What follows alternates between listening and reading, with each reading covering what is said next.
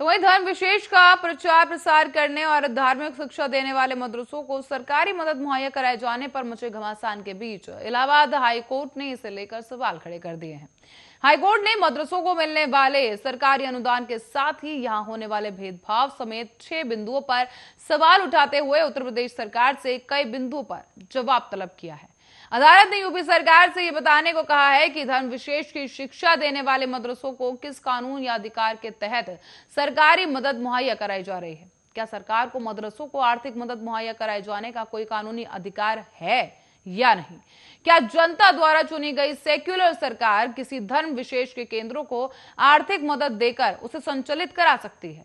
सरकार किस अधिकार से इन मदरसों का खर्च उठाती है? अदालत ने सरकार से यह भी पूछा कि क्या मुसलमानों के अलावा दूसरे अल्पसंख्यक धार्मिक शिक्षण संस्थानों को भी इसी तरह की आर्थिक मदद दी जाती है या नहीं? क्या मदरसों में लड़कियों के प्रवेश पर पाबंदी होती है, और अगर महिला वर्ग को मदरसों में प्रवेश नहीं दिया जाता तो क्या फैसला देश के संविधान के खिलाफ और विभेदकारी नहीं है? सरकार को यह भी बताना होगा कि जब सभी शिक्षण संस्थानों में खेल के मैदान का होना बेहद जरूरी रखने का एक नियम है, तो मदरसों में इस नियम का पालन क्यों नहीं किया जाता? सरकार को जवाब दाखिल करने के लिए 4 हफ्तों की मोहलत दी गई है। साथ ही अदालत इस मामले में 6 अक्टूबर को एक बार फिर से सुनवाई करेगी।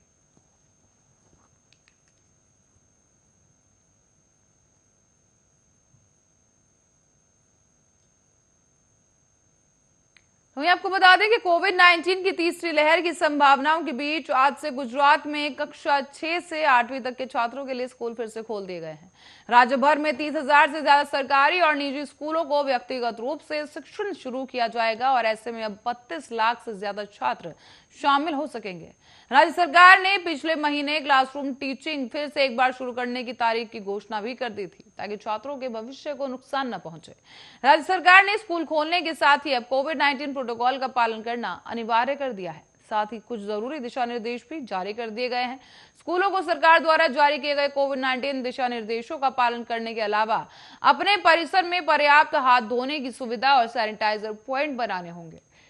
इसी के साथ ही अब स्कूल आने वाले छात्रों को अभिभावकों की लिखित में मंजूरी स्कूल अथॉरिटी को सौंपनी होगी और तभी उन्हें स्कूल में प्रवेश मिल सकेगा। गौरतलब है कि स्कूलों में छात्रों की उपस्थिति अनिवार्य नहीं है, लेकिन बता दें कि इस दौरान ऑनलाइन क्लासेस भी लगातार जारी रहेंगी। कक्षा 6 से 8वीं तक के लिए 50% क्षमता के साथ स्कूल खोले गए हैं। कक्षाओं में उचित दूरी बनाए रखनी होगी और शिक्षकों, कर्मचारियों और छात्रों को मास्क पहनना अनिवार्य किया गया है।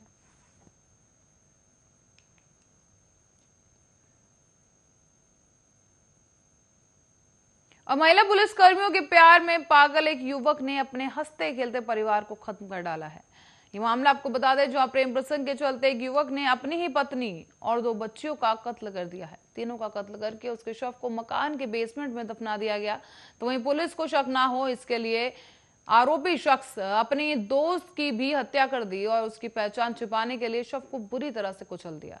3 साल बाद जो वारदात का पर्दाफाश किया गया, पुलिस भी हैरान हो गई। पुलिस ने आरोपी शख्स को गिरफ्तार कर लिया है।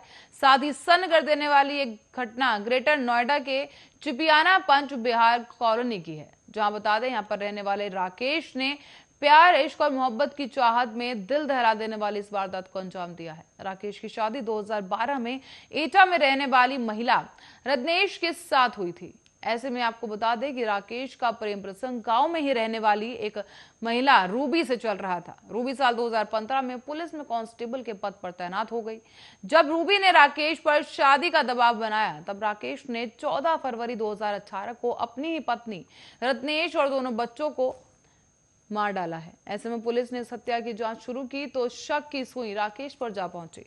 पुलिस ने जब उसे हिरासत में लेकर सख्ती से पूछताछ की तो चारों हत्याओं की कड़ी खुलने लगी और ऐसे में राकेश ने पूछताछ में अपनी पत्नी, दोनों बच्चियों और दोस्त की हत्या का मामला कबूल कर लिया। और इसके बाद अब पुलिस तथ्यों की पुष्टि और सबूतों की बरामदगी के लिए मकान से खुदाई करवा रही है। बताया यह जा रहा है कि इस अपराध में राकेश के पिता बनवारी लाल, मां इंदुमती, भाई राजीव और प्रवेश भी शामिल थे।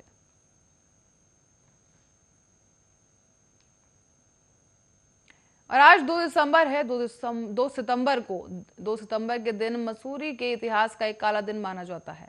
2 सितंबर 1994 को राज्य आंदोलनकारियों पर पुलिस ने गोलियां चला दी थी, जिसमें 6 लोगों समेत एक पुलिस अधिकारी भी शहीद हो गए थे। राज्य आंदोलनकारियों का कहना है कि मसूरी गोलीकांड के जख्म आज भी ताजा हैं।